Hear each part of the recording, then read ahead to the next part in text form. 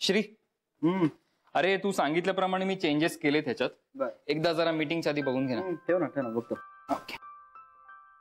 बरं मला सांग, नाशिक वरनं निघालेला टेम्पो पोहोचला का रे? आत्ताच मुंबईत पोहोचलाय. त्या ड्रायव्हरचा मला फोन आला होता. तो म्हणाला त्याला वाटेत खूप पाऊस लागला, काहीच दिसत नव्हतं. त्यामुळे मग एका घाटात त्याला थांबावं लागलं. नाही पण एका अर्थी बरं आहे, धो पाऊस पडतोय हे. हो खरंच बरं झालं. आता बाहेर पण खूप पाऊस पडतोय श्री. आता बाहेर पाऊस पडतोय? शपथ, या बंद केबिन मध्ये बसून ना आपल्याला काहीच कळत नाही. हे असं एका जागी बसून राहणं म्हणजे ना शिक्षाच वाटते मला. ऍक्च्युली बाहेर मस्त पाऊस पडतोय, आता अशी छान गरमागरम भजी, वडापाव, कणीस असं काहीतरी खायला पाहिजे, भिजायला पाहिजे. आपण काय काम करत बसलोय? श्री तुला माहितीये, मागच्या वर्षी पावसाळ्यात आम्ही जून मध्ये एकदा तरी ट्रेकला जायचो. तशी जून मध्ये पाऊसच नाही झाला. आता कुठे सुरू झालाय? हो रे, पण आता पडायलाच पाहिजे पाऊस. हो आता खरंच पडायला हवा. पण श्री ह्यावेळेस पावसाने फार उशीर केला रे. निसर्ग सुद्धा कधी कधी आपली परीक्षा बघत असतो. निसर्ग कशाला परीक्षा पाहिजे माणसाची? निसर्गाचं चक्र अगदी नीट चालू होतं. ठराविक वेळी पाऊस, ऊन, हिवाळा सगळं देत होता तो. पण माणसाने काय केलंय? निसर्गाला सुद्धा गृहीत धरलंय.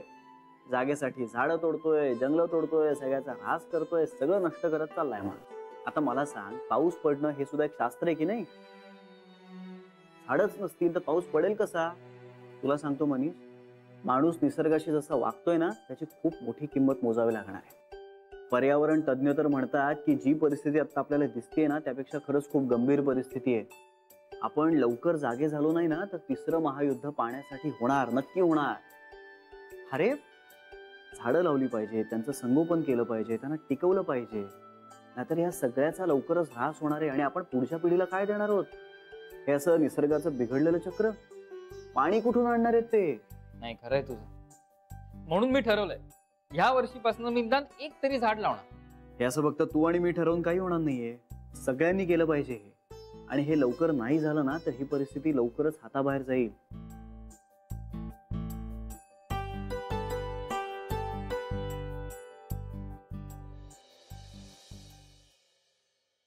हॅलो. हो अगं, हो ग, हो स्मितुडी, हो अगं पटलंय मला. अगं बरोबरच आहे, तू बोलतेस म्हणजे बरोबरच आहे तुझं. मी चौकशी करतो. करतो. नमस्कार गीता मॅडम. काय आपली थोडी मदत हवी आहे आणि ती करू शकाल असा मला विश्वास आहे. म्हणजे कामासंदर्भातली मदत नकोय, नाही तर मी कुठला बापडा आपल्याला विचारायला. भटकणं, उन्हाडक्या करणं या संदर्भात आहे, म्हणून आपल्याला विचारतोय. काय आहे, आमच्या स्मितुडीला वर्षा सहलीला जायचंय आणि त्या जागेची स्पेसिफिकेशन्स तिने मला सर्व फोनवर सांगितलेली आहेत. ती इतकी आहेत की जवळजवळ स्वर्ग शोधावा लागेल आणि ती जागा मी शोधावी असा आमच्या स्मितुडीचा आग्रह आहे. आमच्या स्मितुडीचं कसं असतं माहितीये का, ते सॉफ्टवेअर अग्रीमेंट लायसन्स असतं ना, तसं आहे. म्हणजे पानभर काय लिहिलंय आपण वाचत नाही, खाली फक्त आय ॲग्री असं लिहिलेलं असतं, त्याच्यावर सही ठोकून मोकळा होतो. तसं झालंय माझं. म्हणजे तिने बाकी स्पेसिफिकेशन काय सांगितली ते मी काही ऐकलं नाही. ती म्हणाली जागा शोध आणि मी म्हणालो हो. काय आहे, तर जागा अशी हवी आहे की ती मुंबईच्या जवळ असेल, स्वस्त असेल, एका दिवसात जाऊन येण्यासारखी असेल. अशी जागा आपल्याला माहित असेलच, तेव्हा ती माहिती माझ्याशी शेअर करण्याची कृपा केली तर बरं पडेल. 1-2 जागा माहिती आहेत मला, सांगते तुम्हाला. वाटलंच मला तुम्हाला माहित असणार, सांगा. सर पण तुम्ही या विकेंडलाच जा, कारण पाऊस पण खूप छान पडतोय. तिथे मी जाणार नाहीये, मला घरी बसवणार आहे आमची स्मितुडी. शिक्षा म्हणून स्मितुडी एकटी जाणार आहे. शिक्षा? का? काय झालं, काल आमच्या मुलीनी स्मितुडीला एक प्रश्न विचारला की आई, मी एवढी मोठी कधी होईन की तुझी परवानगी न घेता माझा मी निर्णय घेऊ शकेन. यावर मी म्हणालो तिला, बाळे अजून तुझा बाबाही तेवढा मोठा झालेला नाही. याच्यावर स्मितुडीला राग आला आणि स्मितुडी म्हणाली, आता तुम्हाला शिक्षा. म्हणून ती मला घेऊन जाणार नाहीये. ती मुलांना घेऊन पिकनिकला जाणार आहे आणि शिक्षा म्हणून मला घरी बसावं लागणार आहे. शिक्षा, मी घरी एकटा. मी जातो, थोडं कामही करीन म्हणतोय, पण आपण ती जागा सांगण्याची कृपा कराल का? चला येतो, आपली रजा घेतो. गीता मॅडम, जान्हवी बस.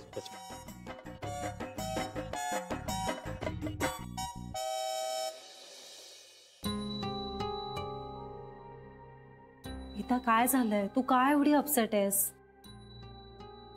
पण मग तू का मगासपासून फोन? काय काम आहे तुझं माझ्याकडे? हे बघ, हे बघ, मी परत एकदा तुला सांगते.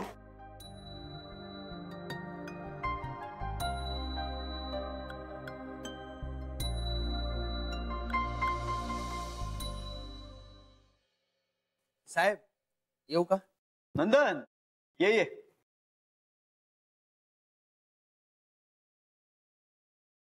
काय रे, काय आणलंस? सॉलिड वास येतोय. उघडून पहा ना.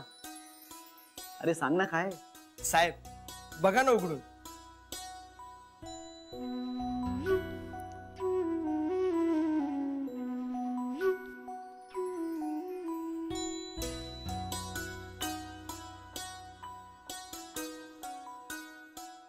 मनीष, भजी. नंदन, तुला काही सिक्स सेन्स वगैरे करे? तुला कसं कळलं? म्हणजे मी आत्ता सांगत होतो मनीषला की मला भजी खावीशी वाटते आणि तुला तुला कसं कळलं? साहेब पाऊस पडतोय ना मस्त बाहेर, बायकोने घरून भजी बनवून पाठवली.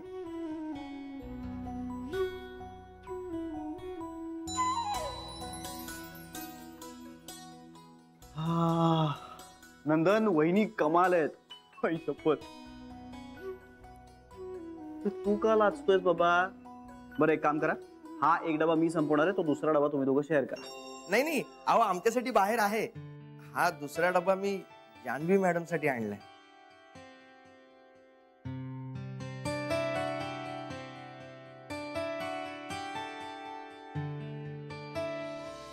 जान्हवीला द्यायला खरंच आवडलं असतं मला.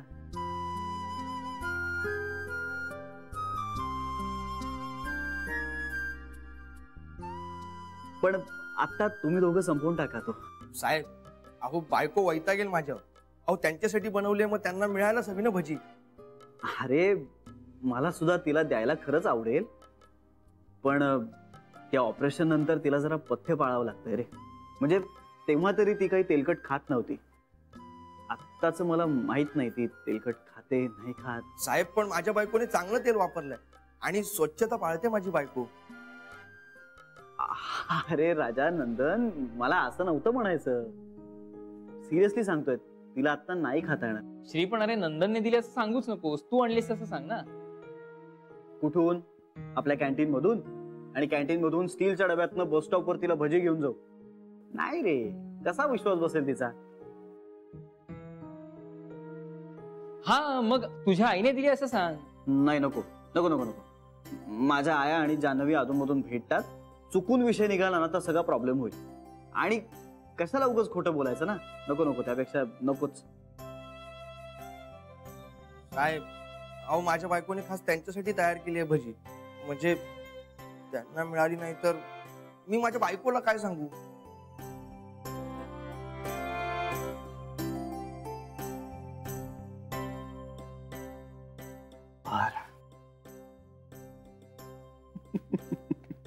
अरे रुसतोयस कसला?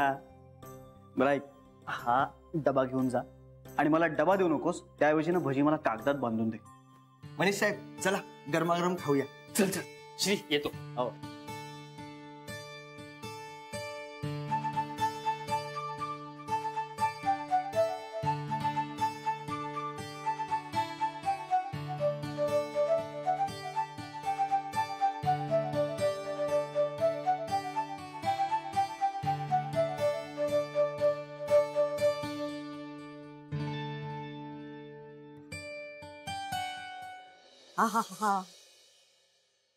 भजी घ्या झालं का? गरमा गरम खेकडा भजी खा जरा मन सोक्त खा. हा आता पुढचा गाणा शरा काढणार आहे, ती पण मस्त करते भजी. माहितीये. काय तुम्ही दोघांनी सुरू केलं? थांबा जरा, बाकीच्यांसाठी थांबा ना. आम्ही फक्त कशी झाली बघतोय. हो, सगळ्यांना नेहमी चांगलं द्यावं. हा सरे तू त्यांच्या नादाला अजिबात लागू नकोस. हा ठीक आहे, ठीक. तुला मला नाही खाऊ द्यायचं ना? ठीक आहे.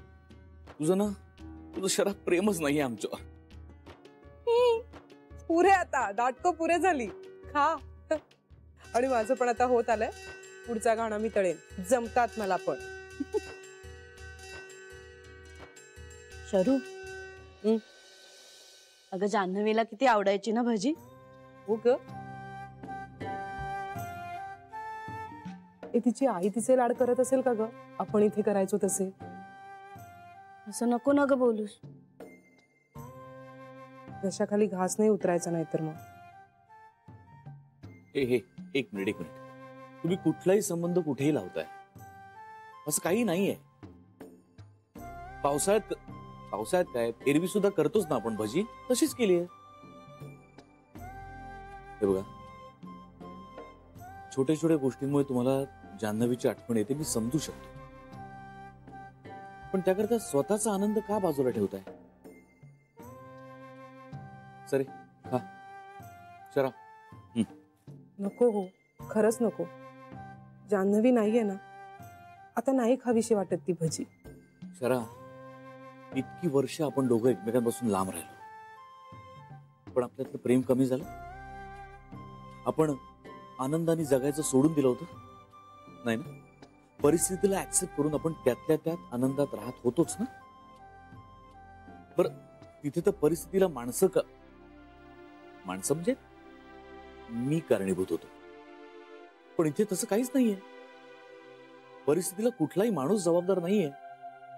जान्हवी आणि आपल्यामध्ये जे काही अंतर आलंय त्याला कारणीभूत असेलच कोणी, तर फक्त परिस्थिती आहे. आणि जर तुम्ही हे सगळं ऍक्सेप्ट करू शकत नसाल तर मला खरंच खूप वाईट वाटेल शरा.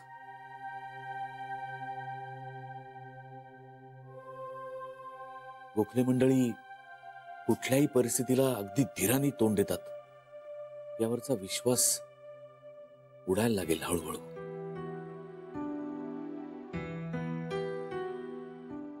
ठीक, मलाही नको भजी.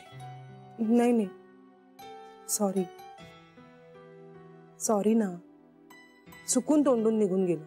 हो भाऊजी, खरंच चुकून बोललो. बघा आता आम्ही हसतोय सुद्धा. नुसते हसतच नाही होत, हे बघा भजी पण खातोय. कुरकुरीत आहेत एकदम. जमतंय हो तुम्हाला पण.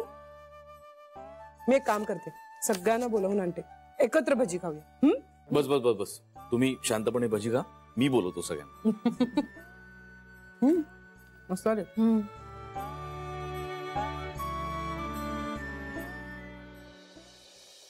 गीता, तुझा स्कार्फ राहिला होता, हे घे. अगं तुझा स्कार्फ विसरली होतीस तू.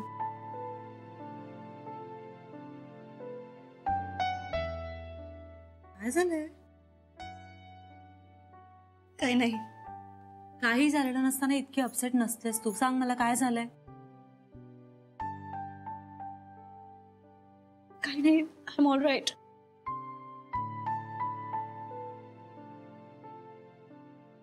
नक्की? ओके, मी आत्ता तुला आग्रह नाही करणार काय झालंय हे सांग असा, पण जर तुला काही शेअर करावं असं वाटलं कधीही तरी मी आहे, लक्षात ठेव. ठेवशील ना?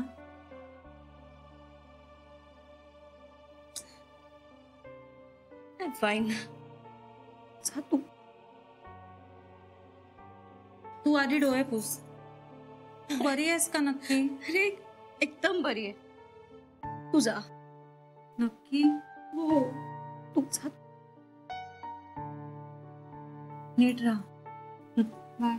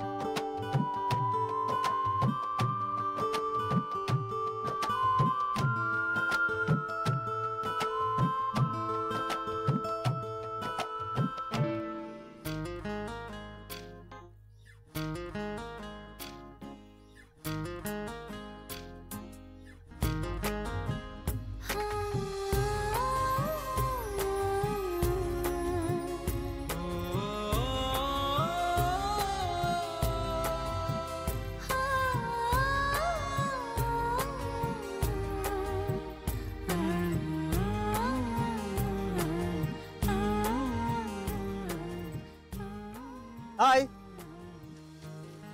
हाय.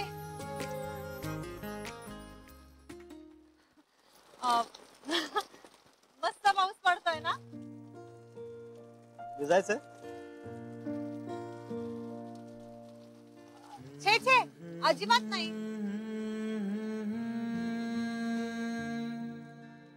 भजी खाणार?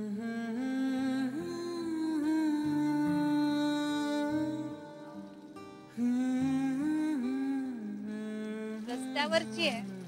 पुढच्या वेळी बांधून आणे ना घरची भजी.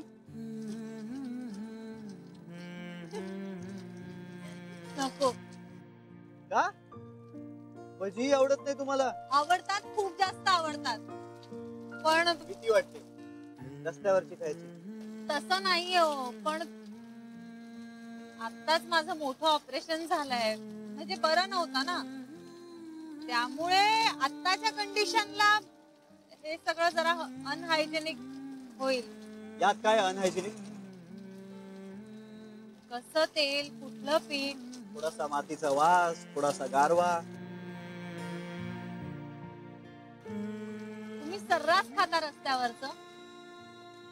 नाही, आधी नाही खायचो, पण आता खायला लागलो. आता गंमत कळले मला यात. आता म्हणजे हे असं झोकून देऊन प्रेम करायला लागल्यानंतर. मला ना जरा काळजीच वाटते तुमची. मला तुमची.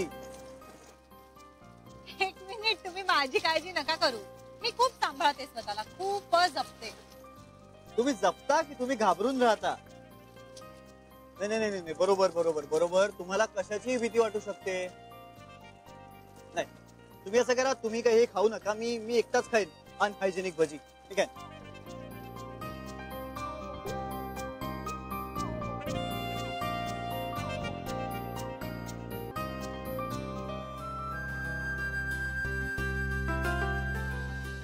वा वा वा. एक मिनिट, मी नाही घाबरत कशाला. तुम्ही जे म्हणता तसंच वागता हे सिद्ध व्हायचंय अजून. आणा ते भजा इथे द्या.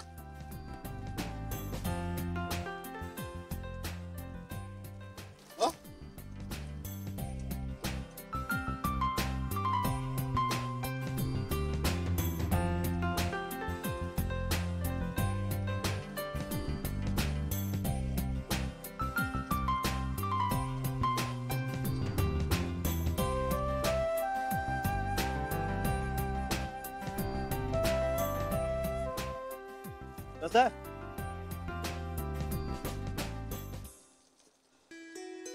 बरं आहे. बरं. ऍक्च्युली खूप छान आहे. माझ्यामुळे खूप बिघडताय तुम्ही. असं काही नाहीये. हा, मी पूर्वी पाणीपुरी खूप खायची रस्त्यावरची, आणि टपरीवरचा चहा पण प्यायचे. होय? हो. मग चला आजही पिऊया. आता हे बघा, पावसामुळे सगळं धुवून निघालंय, त्यामुळे चहाच्या टपरीवरचे कप सुद्धा स्वच्छ झालेले असणार आहेत. चला.